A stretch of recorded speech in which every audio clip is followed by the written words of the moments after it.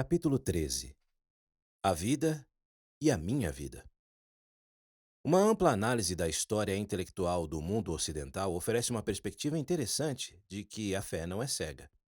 Um dos cursos preferidos que ensinei na faculdade foi uma matéria na qual examinávamos nossa própria vida, tendo como pano de fundo as principais ideias e correntes culturais da história europeia e da história americana. Aquela ilustração em grande escala tornou-se marcante no que diz respeito ao processo de crescimento espiritual que temos debatido até aqui, de uma simplicidade inicial a uma complexidade confusa, até uma simplicidade bem pensada.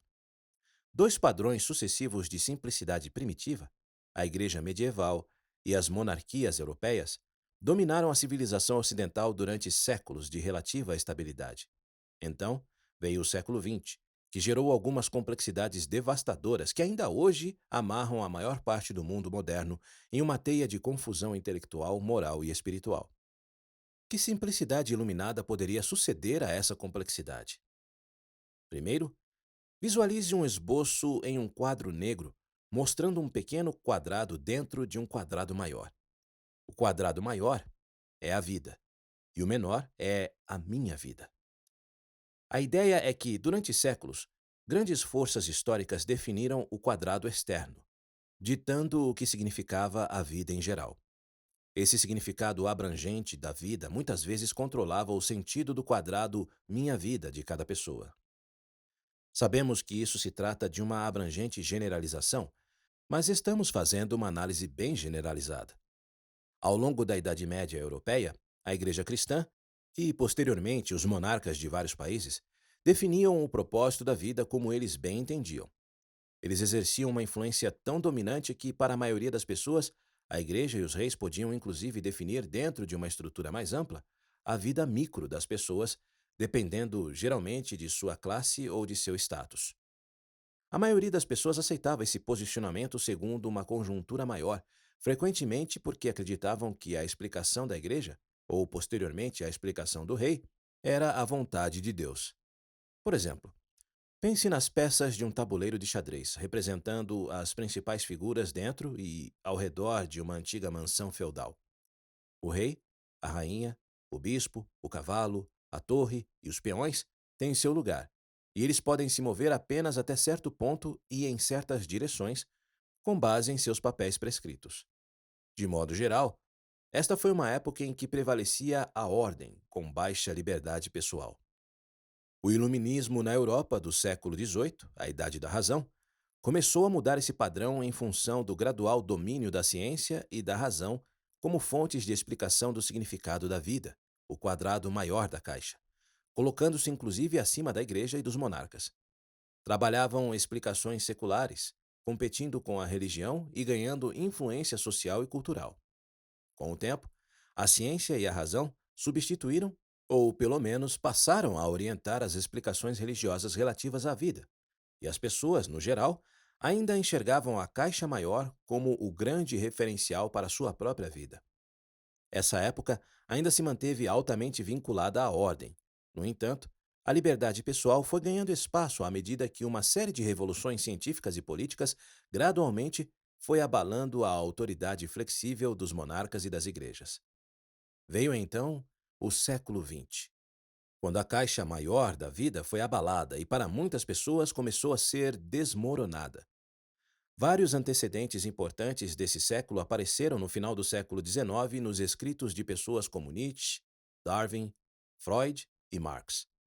Os eventos que se seguiram abalaram os alicerces das explicações tradicionais, entre eles a Primeira Guerra Mundial, a Revolução Russa, a Grande Depressão, a Segunda Guerra Mundial e o Holocausto, a bomba atômica e o comunismo.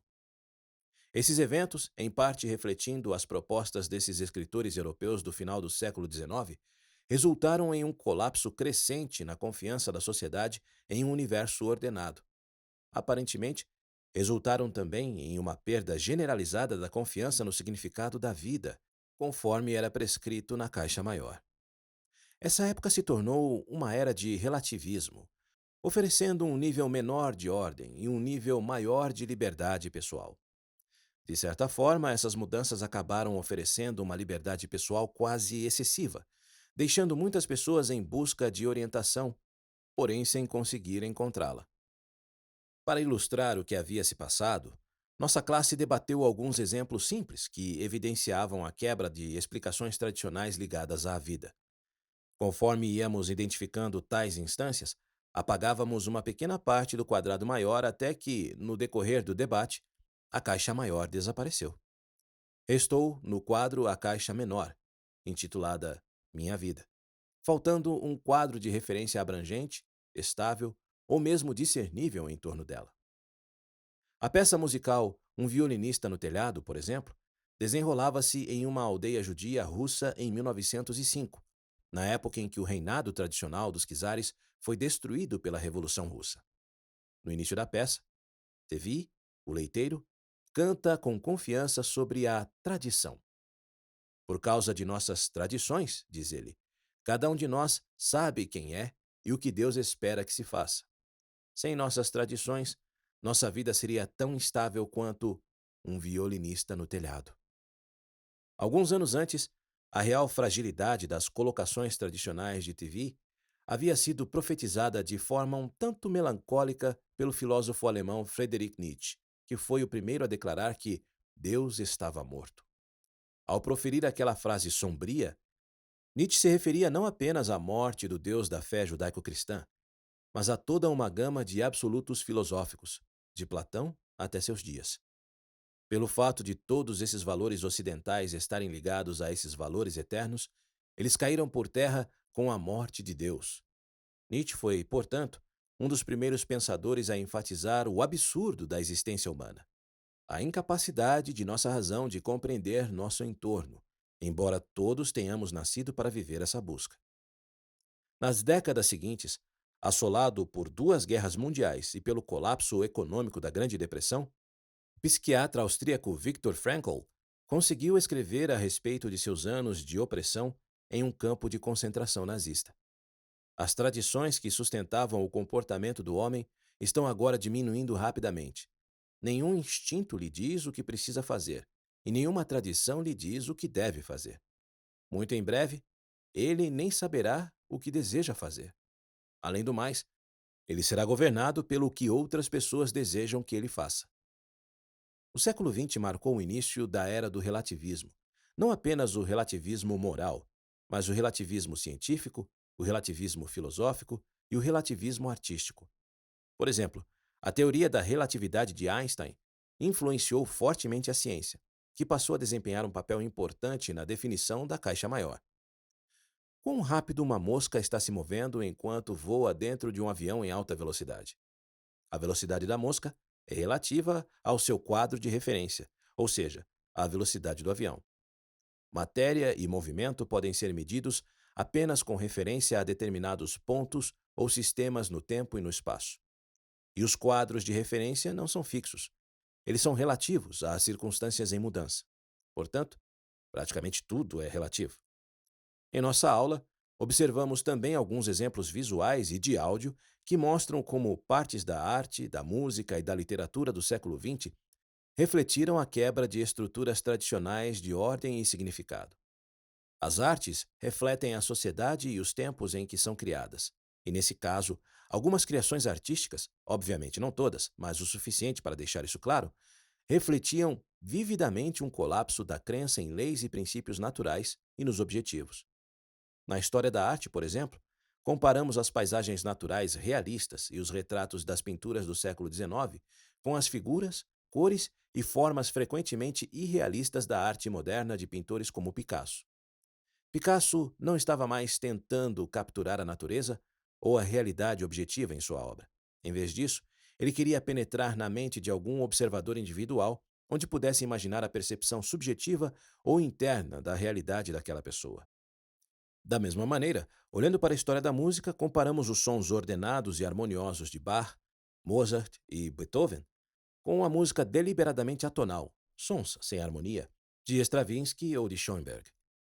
O trabalho desses artistas foi parte de um esforço mais geral, manifesto em muitos campos, para reexaminar a estrutura do mundo moderno, mesmo correndo o risco de destruir todas as suposições de como o mundo deveria ser visto ou entendido. Na literatura, comparamos os romances realistas da Europa do século XX, como os de Dickens, Tolstói e Jane Austen, com a obra de escritores existencialistas do século XIX, como Sartre, Camus e Kafka.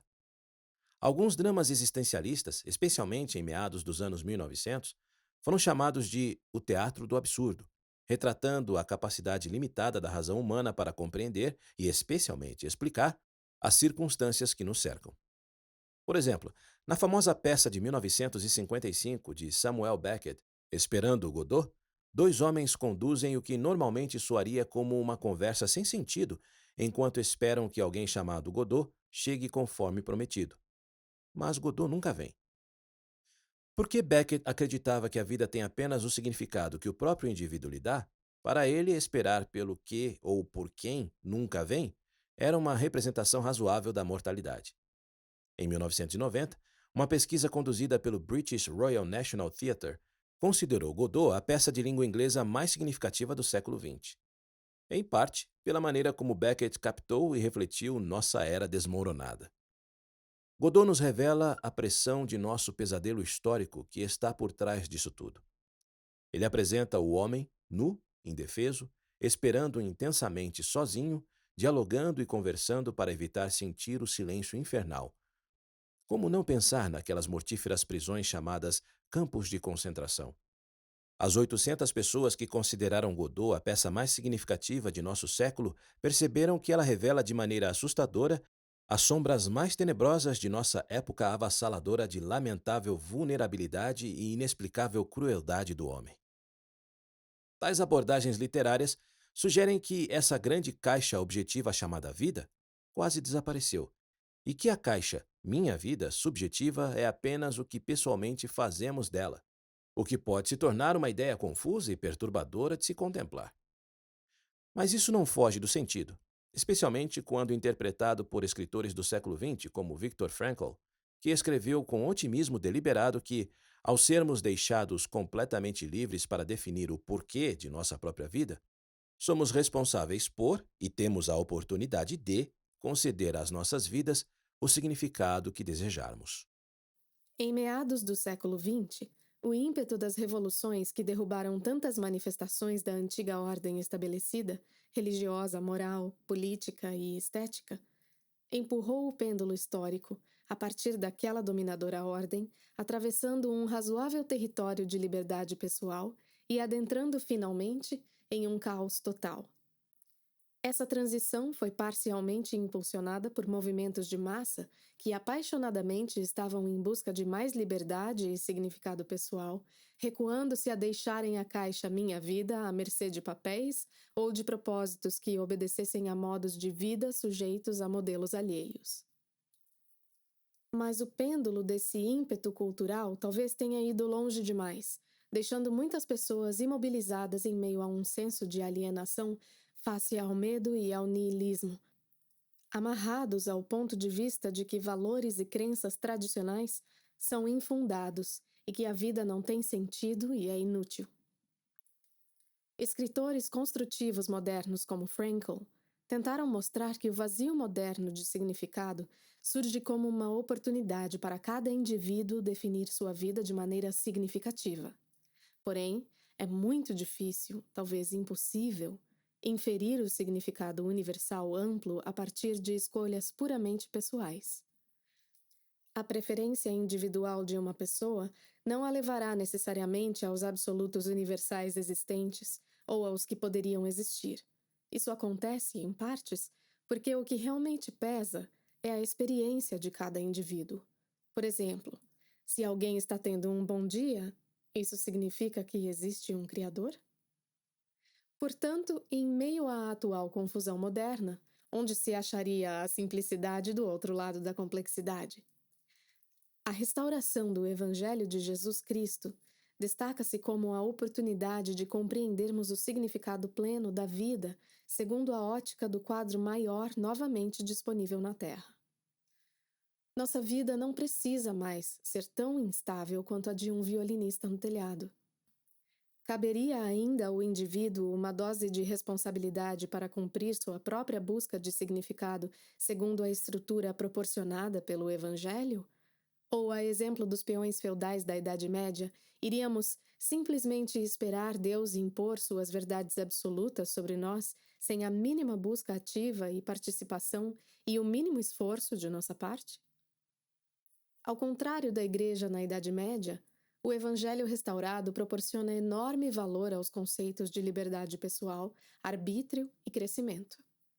Essa foi a questão central da guerra travada na pré-mortalidade. As verdades universais do Evangelho, portanto, ensinam-nos como nos engajar em uma busca pessoal por liberdade e significado. Essa busca realmente não pode ser cumprida sem nosso empenho atuante e sincero. Participar, perseverar, pesquisar e superar todas as formas de oposição, incerteza e aflição. A restauração não foi uma simples retomada dos absolutos fixos impostos pelo cristianismo apóstata tradicional. Em vez disso, ela trouxe de volta a verdadeira combinação de ordem e de liberdade que o próprio Jesus Cristo havia ensinado. Por exemplo, "E conhecereis a verdade, e a verdade vos libertará." João, capítulo 8, versículo 32. Este entendimento permite a interação necessária entre o esforço para se compreender e aceitar os absolutos da vida dados pelo Senhor, e 2, nosso empenho em toda a iniciativa e sentido de responsabilidade por minha vida, conforme trabalhado por Viktor Frankl.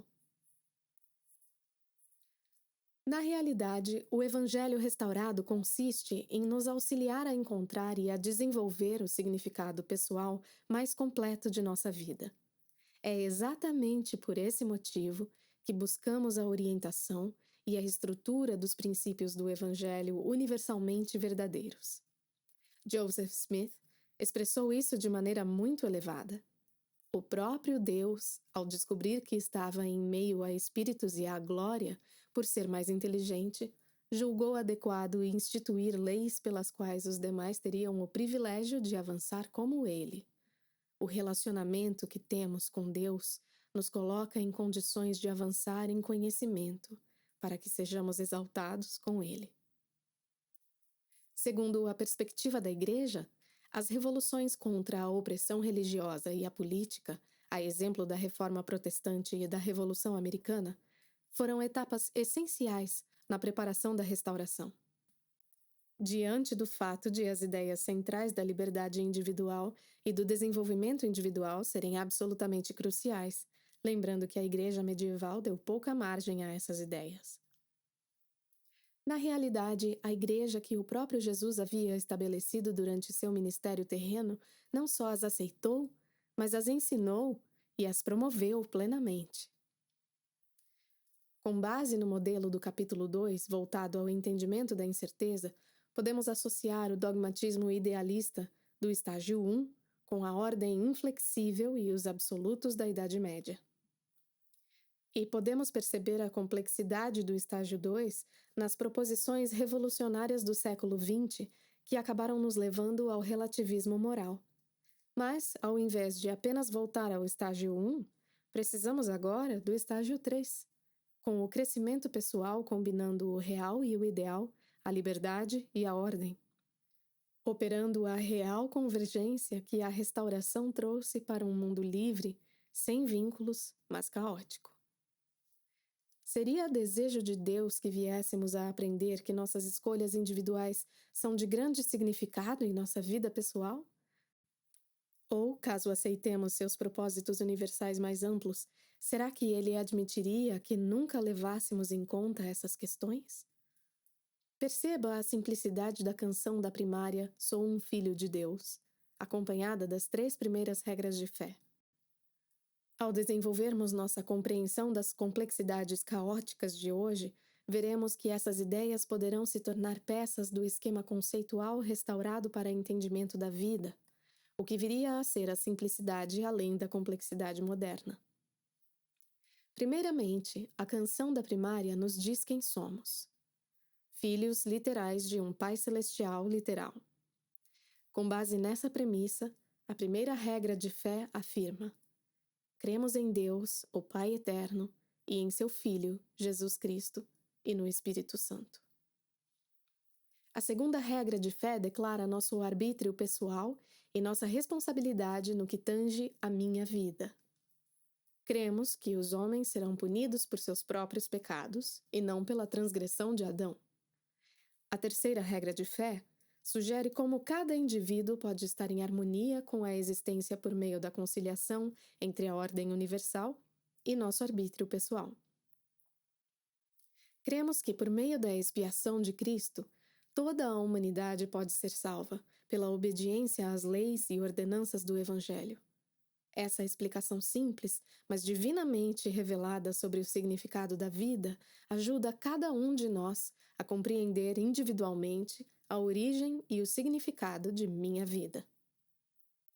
É possível afastar-se da igreja hoje não porque alguém tenha descoberto uma estrutura conceitual mais verdadeira e satisfatória da vida ou porque tenha encontrado uma igreja ou uma religião melhor. Em vez disso, o que pode estar acontecendo é que a pessoa está apenas saindo de algo, talvez de algumas preocupações sobre a história da igreja ou seus líderes, ao invés de estar indo para alguma coisa. Na verdade, instintivamente, talvez continuem querendo aquela compreensão da restauração mais básica sobre o universo, vinculada a um sentido mais amplo da vida. Quando as pessoas abandonam a grande caixa da restauração relacionada ao significado da vida, mas não têm ciência de um local melhor para onde ir, sua pequena caixa Minha Vida pode ficar sem quadro de referência, sem estrelas fixas, sem orientação nenhuma quanto ao que é universal.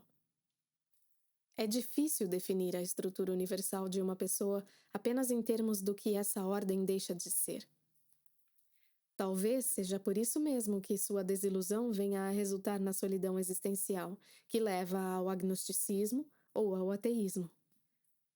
Poderíamos levar em consideração a pergunta do Salvador a seus discípulos depois que alguns de seus seguidores o deixaram: Quereis vós também retirar-vos? E a resposta de Pedro foi: Para quem iremos nós? Tu tens as palavras da vida eterna. João, capítulo 6, versículos 67 e 68. Ou talvez alguns daqueles que saem da igreja ainda apreciem e até mesmo pratiquem alguns ensinamentos ou tradições da igreja como mormons culturais, porque essas tradições ainda lhes dão pontos de referência tranquilizadores. Alguns outros podem deixar a igreja por causa de questões pessoais que serão resolvidas posteriormente. Nesse caso, eles mudam de ideia e voltam.